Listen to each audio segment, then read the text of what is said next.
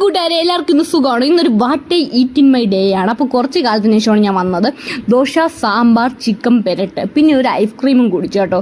നല്ല ടേസ്റ്റ് ആയിരുന്നു എന്ന് പറയാൻ പറ്റില്ല, കാരണം ഇതിൻ്റെ ഫ്ലേവർ എനിക്ക് ഇഷ്ടപ്പെട്ടില്ല. ആവക്കാഡോ അത്ര പോലെയായിരുന്നു ഗീസ്. പിന്നെ രാവിലെ ലിപ്സ്റ്റിക് ഒന്നും നോക്കണ്ട, പുറത്ത് പോയിരുന്നു കേട്ടോ. പിന്നെ ഇന്ന് ഉച്ചയ്ക്ക് കുടുംബ ഫ്രീയുടെ 20 രൂപയുടെ ഊണാണ് വാച്ച് കഴിച്ചത്.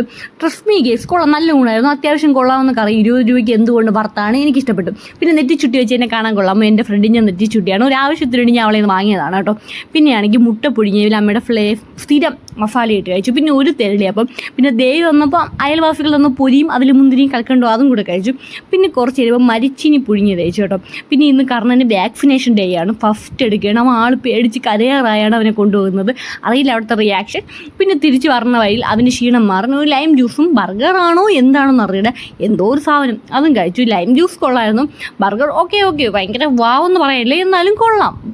അപ്പോൾ അത് കഴിഞ്ഞ് നൈറ്റായപ്പം അപ്പം, ചിക്കൻ പെരട്ട്, പിന്നെ കുറച്ച് പുതിന ചമ്മന്തി. അപ്പോൾ അത്രയേ ഉള്ളൂ. ബായ്.